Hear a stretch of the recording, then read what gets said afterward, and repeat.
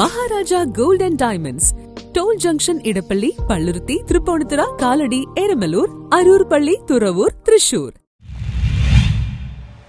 Perumbalam government higher secondary സ്കൂളിലെ വിദ്യാർത്ഥികൾക്ക് പരീക്ഷ എഴുതുവാൻ സൗകര്യമൊരുക്കി ജലഗതാഗത വകുപ്പ് ജീവനക്കാർ.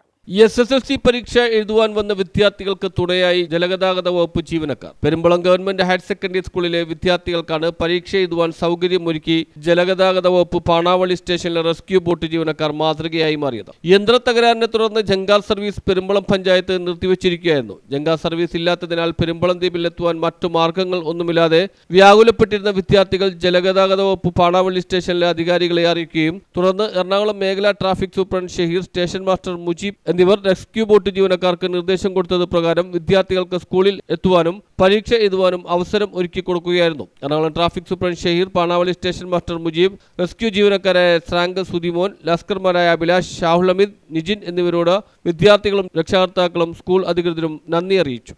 News bureau, Aroor.